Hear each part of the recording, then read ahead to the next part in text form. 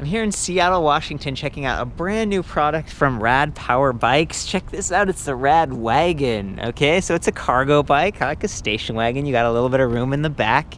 Very cool, one of the most affordable cargo bikes I've seen, and they've designed it so that it should be compatible with a lot of the accessories from like Yuba and Extra Cycle. It kind of reminds me of the Yuba Mundo, actually, because the orange color and everything. The measurements on this are really unique. It's like 7 inches shorter than a traditional like cargo bike. It's just a little bit shorter, maybe a little bit easier to maneuver and store, depending on how much space you've got. Maybe you're on a yacht or something like that. What's ironic is that they have the other product, like the Rad Rover, right? It's the big fat tire bike, and this is the same length. Even though this looks really long, it's the same length because the tires on that one are so big. So if you had one of those in your garage, you could fit this right next to it, which is cool. I did some measurements here, and it's about 17 inches from the spindle here up to the top of the seat tube, and then 22 from the front of the head tube to the seat tube. So I don't know, that should help give you some idea. It's got that sort of low cut frame here, which will make it a little easier to step over, but it's still strong because it's kind of a diamond frame. It is a heavier bike. This is about 75 pounds, so it's not light, but it's steel, so it's gonna handle some of that vibration a little bit better. It's super tough, and the weight's fairly well distributed. They got the battery pack right here. It's the Dolphin design, about 7 pounds on that pack. And then back here, they've got this really interesting motor, Shengyi. I haven't seen one of these before, and it's rated at 500 watts nominal, 750 peak.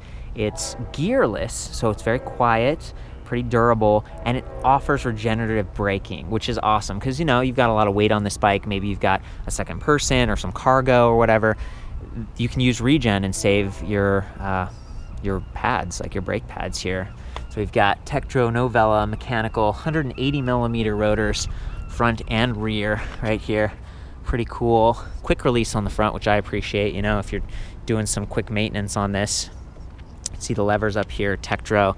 We've got that motor inhibitor, and that's what's going to activate regen, which is very cool. So I like that. They've also got the deflopilator, so there's just a lot here that's sort of best practices as far as a cargo bike goes, and a couple of extra maybe mounting points there. Got the tubing on the back and these wood planks and stuff. So this is $16.99. That's kind of like the price point on it. So to be under $2,000 for a cargo bike is pretty awesome, especially given that it comes with these fenders and there's like a blocker here. They have designed this to handle larger loads. So this is 11 gauge spoke. At first I was kind of confused because I thought like a higher number would be stronger or better, but 11 gauge, that's actually better than kind of the standard 14 gauge on a lot of other bikes that I see. So yeah, we've got a good setup going on here. The tires 26 by 2.3, got that sort of, their Kenda, they've got kind of the checkerboard pattern that's rolls fairly efficiently but gives you enough grip that you could take it on like a hard packed trail. Definitely. It's a 21 speed bike, and they've got the big kind of oversized shifters up here, a little bit easier to go at than triggers, and they extend a little bit. Given that you've got a throttle right here, you can kind of easily access those. Little bell. I'll show you the drivetrain on the other side, kind of tucked away. So 7 sprockets right here.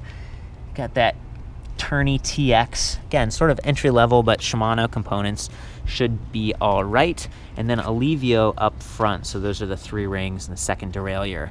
Having extra gears definitely helps when you're hauling stuff, and having that smaller ring on the inside just going to give you more leverage. Also back there you might be able to see those magnets. That's the Cadence Sensor. There's 12 magnets on it, fairly responsive, and it's the kind of setup where versus a torque sensor, you can kind of just move your legs and the pedals, and that will activate the bike, and then you can choose an assist level in terms of how fast you want to go, how much power you want to expend. Okay, so kind of cool the way that's set up, and a huge oversized kickstand, always nice to have. Don't want to miss out on that. Okay, so 27.2 millimeters on that seat post, and I want to highlight that because there isn't suspension on this bike. I really haven't seen too many cargo bikes that have it, but that doesn't mean that it's any less, jarring if you're going over potholes and hauling stuff. You can feel it. But you do have the steel frame that helps, and then the saddle's decent, and this one has a handle. So just a few little extras here and there that take it the distance. Nice adjustable stem.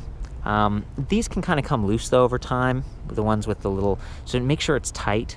And if you're going off curbs a lot or whatever, like just check on it, that kind of thing. Okay, back to the drivetrain. So talked about this gearless 500 watt motor. I think we have some quick disconnect points here too, so you can take that off if you need to do maintenance on the rear. Here's the controller, so that's cool. It's kind of kept out of the way. It blends in fairly well. And then this is the battery pack.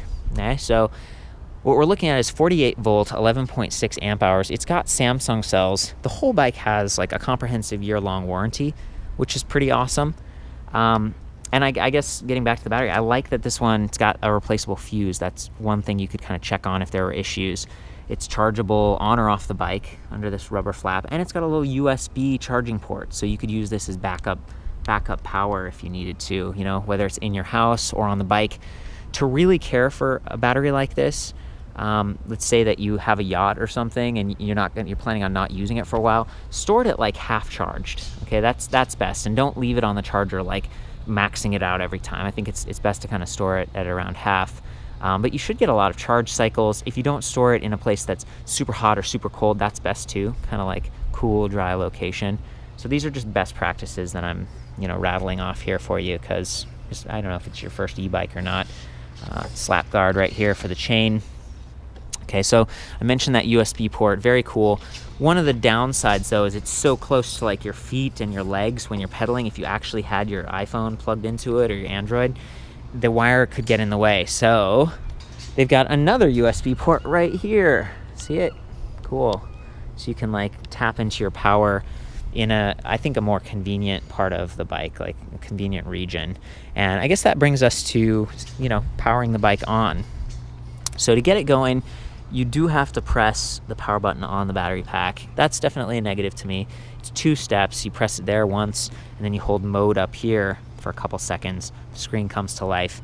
Just remember when you're done with your ride to turn the battery off, because this LED and stuff, that's taking juice. And over time, again, if you leave it on your boat for the summer or the winter or whatever, it could drain it, and that could be kind of hard on it.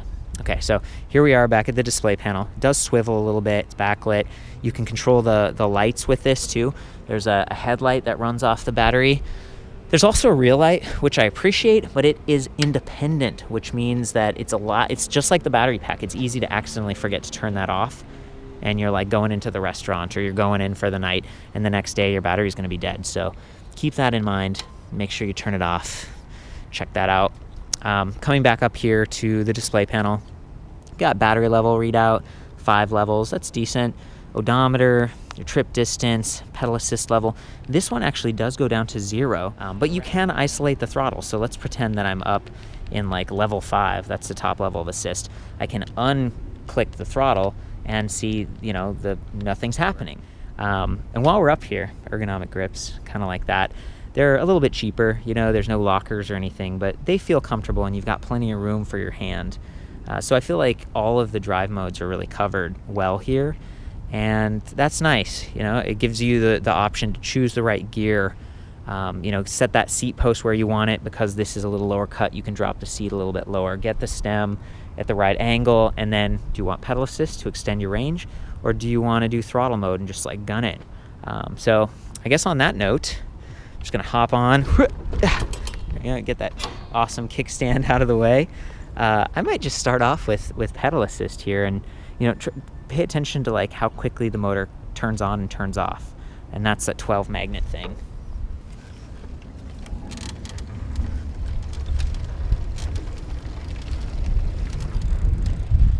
So here we go. I'm gonna demonstrate the throttle, and listen for that motor being gearless.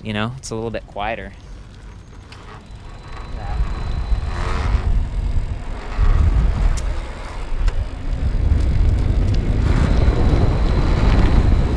Super smooth, and that controller is a sine wave controller, so that means it's a little bit smoother in the power activation. It's not just on or off, it's sort of like different levels of on and off, I guess, or just on.